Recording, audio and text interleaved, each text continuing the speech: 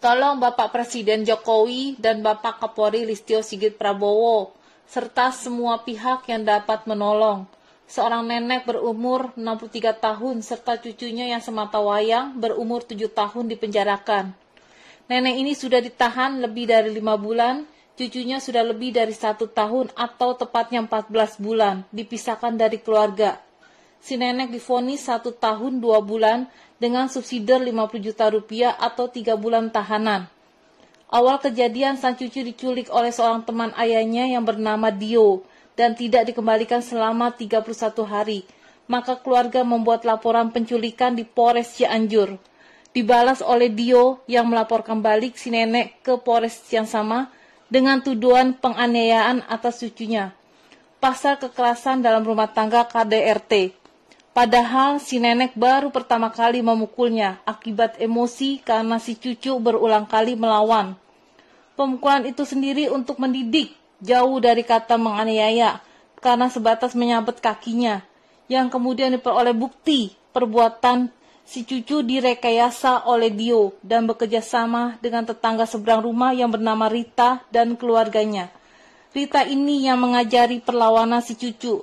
Dia pula yang merekam pemukulannya dan juga yang memberitakan kesaksian penganiayaan di Polres Cianjur. Polres Cianjur bertindak tidak manusiawi dan biadab seperti 1. Laporan dari Dio yang bukanlah keluarga atau tidak ada hubungan darah ditindaklanjuti. Padahal hukum di Indonesia jelas tidak diperbolehkan. Sebaliknya, laporan keluarga tentang penculikan cucunya di SP3 atau dihentikan. Sedangkan si cucu tidak dikembalikan sejak tanggal 15 Desember 2020 hingga sekarang. Mengambil dan menempatkan cucunya dengan tidak meminta persetujuan kepada keluarga, baik secara lisan maupun tertulis. Si cucu dihalangi bertemu muka atau berbicara langsung maupun bertelepon dengan orang tuanya, kakeknya, atau anggota keluarga lainnya, bahkan pengacara keluarga, bapak dan ibu RT pun tidak diperbolehkan. Semua dari pihak keluarga dilarang.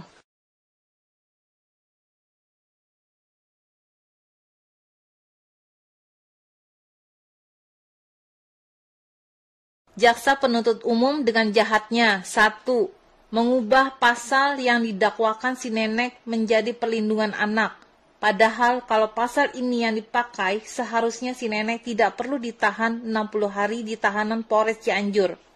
2. Mengabaikan bukti-bukti tertulis dan rekaman adanya kerjasama Dio dan tetangga rumah bernama Rita. 3. Saksi-saksi utama atau saksi fakta dari pelapor yaitu tetangga rumah, Rita dan anaknya tidak berani hadir dalam persidangan yang harusnya disumpah sesuai agamanya. 4. Mengabaikan keterangan banyak saksi tetangga rumah yang berani bersumpah di persidangan yang mengatakan bahwa si nenek yang merawat sejak bayi hingga 6 tahun sangat menyayangi dan tidak pernah memukul sebelumnya. 5. Mengabaikan saksi ahli yaitu Bapak Aris Merdeka Sirait yang menjabat sebagai Ketua Komnas Perlindungan Anak yang mengatakan tuduhan kepada si nenek harus dihentikan karena pemukulan 1 kali hanya untuk mendidik, bukan menganiaya. Dan dikatakan sudah ada pelanggaran HAM, bahwa si cucu tidak boleh dipisahkan dari keluarganya yang jelas masih ada hubungan darah. Rumah Aman Handayani juga dengan kejamnya tidak mempunyai hati nurani sebagai manusia. Dengan menyandang nama Rumah Aman bagi perempuan dan anak, yang tugas pokoknya adalah memperbaiki mental spiritual dan akhlak dengan memperbaiki hubungan dengan keluarga, dengan si cucu atau semua anak yang diasuhnya. Tetapi sebaliknya malah merusak kejiwaan si cucu. Hal ini terbukti dengan mendampingi si cucu membuat berita acara pelaporan di Polres Cianjur maupun saat memberikan kesaksian palsu atau fitnah di dalam sidang untuk membenci dan menghukum keluarganya sendiri. Berikut kesaksian dan permintaan sang cucu yang telah direkayasa oleh pihak penculik. 1. Menyatakan langsung bahwa ia tidak mau bertemu atau tatap muka dengan keluarga. 2. Menyatakan langsung bahwa semua keluarganya melakukan tindakan kekerasan. 3. Mengucapkan kebencian kepada keluarga dengan meminta hakim untuk menghukum seberat-beratnya kepada keluarganya sendiri. Polres Cianjur juga mengincar anggota keluarga lainnya dengan tuduhan dan laporan yang sama kepada 1. Kakak si nenek yang juga seorang nenek berusia 65 tahun yang sudah terkena stroke. 2. Ayah dari si cucu sendiri. Mengapa tidak diproses bersamaan? Mengapa harus satu persatu? Dan mengapa cucunya tidak boleh dikembalikan kepada keluarga?